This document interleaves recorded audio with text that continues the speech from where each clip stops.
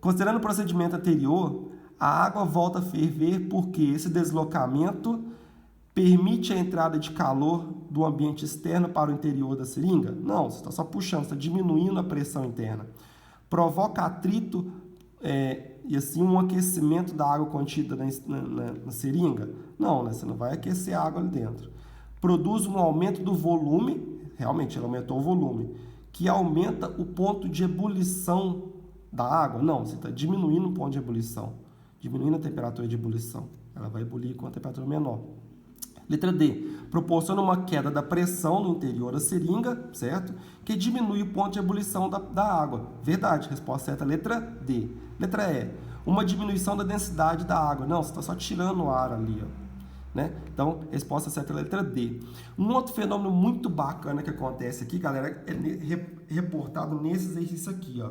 Nesse exercício, você tem ali uma panela de pressão. E aí, como que funciona a panela de pressão? Olha, funciona da seguinte forma.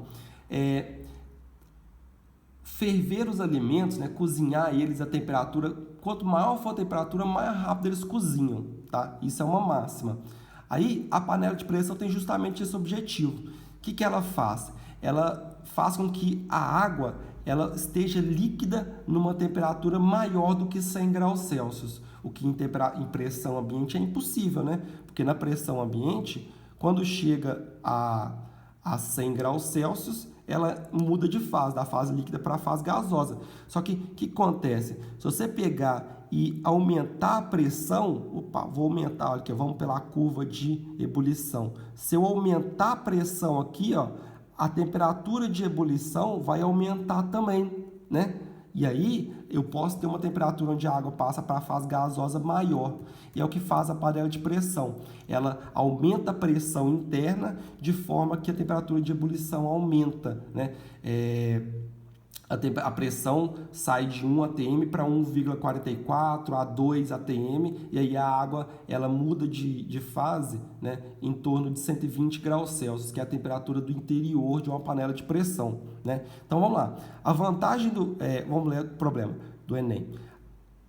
O esquema da panela de pressão e um diagrama de fase da água são representados a seguir. Tá lá, esquema e o diagrama de fase.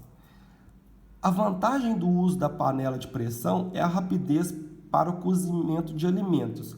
Isso se deve por quê? Porque a pressão no seu interior é igual à pressão externa? Não, você aumenta a pressão no interior.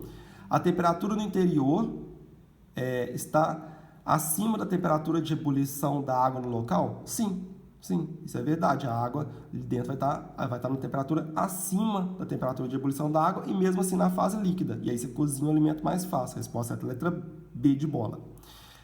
Letra C. A quantidade de calor adicional que é transferida à panela? Não, a taxa de calor é constante. Letra D. A quantidade de vapor que está sendo liberado pela válvula? Não, isso aí é só para não deixar a panela explodir, né? Fazer com que a panela não exploda, porque aí ela mantém a pressão constante ali dentro, num valor pré-determinado. Letra E. A espessura da parede? Não tem a ver com a espessura da parede da panela de pressão, é que ela consiga fazer o alimento cozinhar mais rápido, né? Então a resposta é a letra B de bola, né? Fica esse exercício aqui para casa, né? Outro exercício do Enem. E, bom, é isso aí, galera. Muito obrigado. Obrigado pela aula. Desculpa qualquer coisa aí. Continue estudando. Obrigado pela força. Dá um like se gostou do vídeo. Comenta se gostou do vídeo. Inscreva-se no canal. E até a próxima. Tamo junto. Muito obrigado.